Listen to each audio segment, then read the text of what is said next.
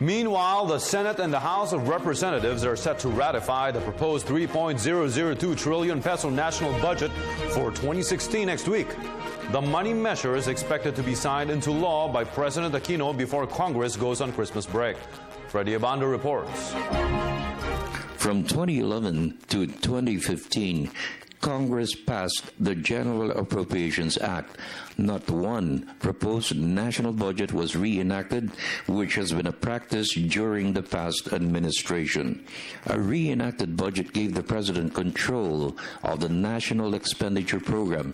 It has limited the oversight function of Congress to review the allocation and utilization of funds. What happens when the budget is reenacted? When a budget is reenacted, all the monies that are there are deemed reenacted, even if the project for which it was supposed to be used have already been done. So virtually, except for salaries and things like that, virtually everything is savings. Kaya talagang napakagandang paraan yun. And in fact, if you will ask the old-timer congressmen, there are times when they were ordered by Malacanang not to pass it, precisely in order to generate these savings. Next week, both houses of Congress will ratify the proposed 2016 national budget of 3.002 trillion pesos. President Aquino will sign the 2016 General Appropriations Act December 14 or 18. It's a record of 6 national budgets signed before the end of a calendar year under the Aquino administration. Speaker Feliciano Belmonte stressed the budget is the release document for government departments and agencies for the speedy release of their funds to ensure the implementation of projects and programs. We take pride in that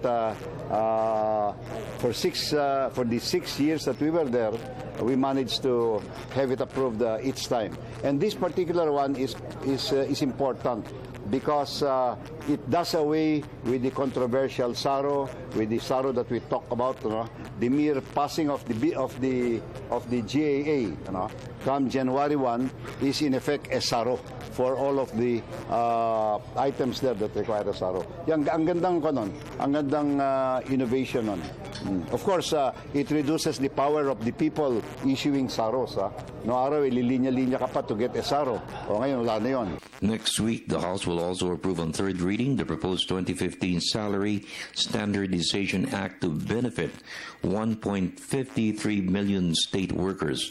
However, the opposition expressed concern personnel from the lower and middle salary grades will receive less compared to those ranked higher, to include members of Congress, the Supreme Court, all the way to the presidency.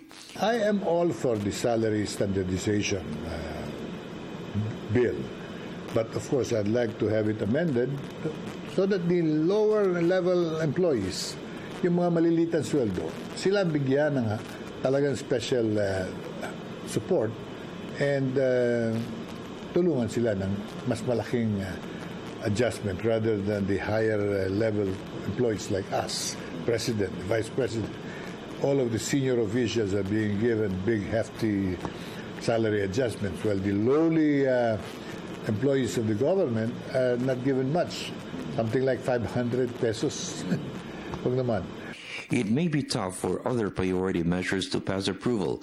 The Freedom of Information Bill, the extension of the Carper Law to fully implement the land reform program started by the President's late mother, former President Corazon Aquino.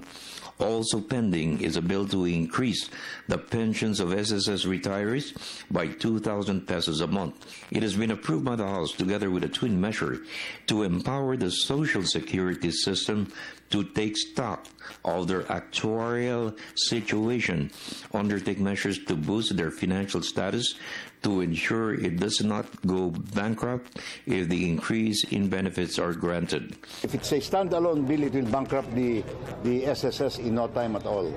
There is a sister bill to it which seeks to give certain powers already enjoyed by all other agencies, similar agencies of the government, including the GSIS, but not enjoyed by the SSS. Gusto naming ma-extend to a certain extent to the SSS to allow them a little bit more flexibility. Hindi yung ang kanilang mga rates are those that have been set decades ago.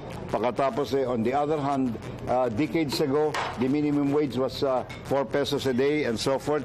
Ganun lang naman ang a portion of that lang naman ang mga ikinukontribute in those days.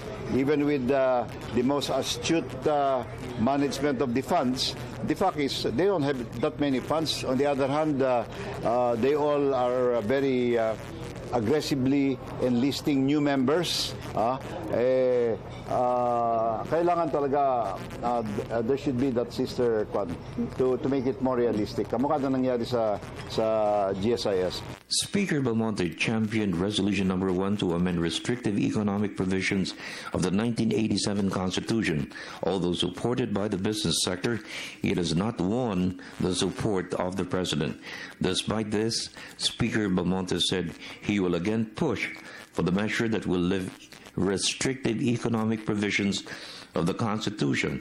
It will pay off with the entry of more foreign direct investments to boost sustained economic growth. At this stage of the game, whether we approve it or not, it's not gonna be a law anymore dahil the Senate will not be able to catch up with it. Kaya lang, ang good thing about it lang is it will prove to everybody that it can be done. That you don't have to spend zillions to get a convention together. Na yung Congress mismo acting as a